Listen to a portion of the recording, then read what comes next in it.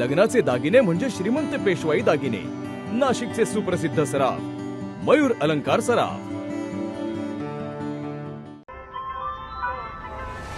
ताज्या बातम्यांसाठी नाशिक न्यूजच्या YouTube चॅनलला सबस्क्राईब करा आणि बेल आयकॉनला प्रेस करा। मृत्यू आला पण यातना संपल्या नाही, कारण या गावात मृतदेहालाही रस्ता मिळत नाही।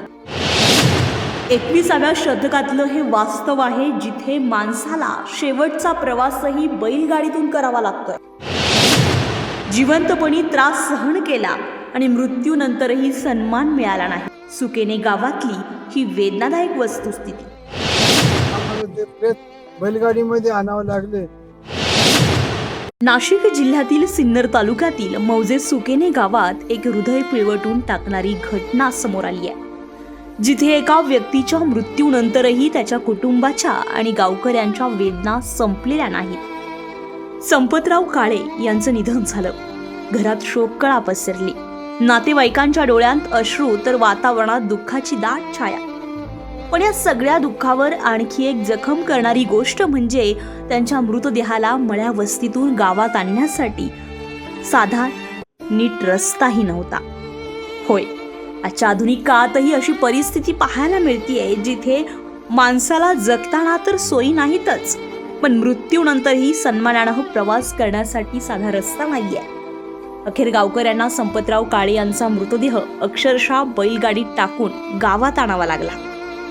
एकीकडे कुटुंबियांचा आक्रोश आणि दुसरीकडे असहाय्य गावकरी। ही दृश्य इतकी वेदनादायी होती की ती पाहून कुणाचंही मन हेलावून जाईल। ही केवळ एक घटना नाही, तर वर्षानुवर्ष सहन होत असलेल्या समस्येचं जिवंत चित्र आहे। जुनी गोंडेगाव रस्ता ही अधिकृत वहिवाट असून तिची नोंद नकाशावरही आहे, तरीही आजपर्यंत या रस्त्याचं काम पूर्ण झालेलं नाहीये। दरवर्षी पावसाळ्याचे 4 महिने हा रस्ता पूर्णपणे बंद असतो आणि त्या काळात गावकऱ्यांचा संपर्क अक्षरशः तुटून जातो।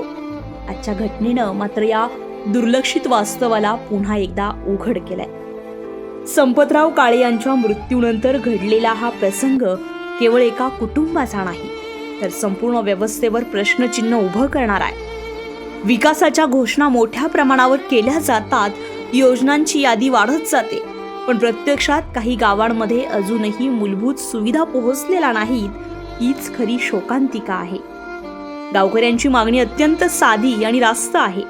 या रस्त्याची तात्काळ दखल घेऊन कायमस्वरूपी रस्ता तयार करून द्यावा, जेणेकरून भविष्यात कोणालाही अशी अमानवी आणि वेदनादायक परिस्थिती सहन करावी लागू नये। रहिवासी असून काळी वस्ती म्हणून आमचा मळा आहे 50-60 जणांचा। तर आमचे काका त्यांचं अत्यंत दुःखद निधन झालं। आम्हाला ते प्रेत बैलगाडीमध्ये आणावं लागले। ही दुःखद बातमी तुमच्या समोर आम्ही मांडत आहोत, ही विनंती। कारण माणसाचा सन्मान हा फक्त जिवंतपणीच नव्हे, तर मृत्यूनंतरही तितकाच महत्त्वाचा असतो आणि सुकेने गावात तो सन्मान आजही एका रस्त्याच्या अभावामुळे हरवलेला दिसतोय। अझर कादरी, नाशिक न्यूज, नाशिक।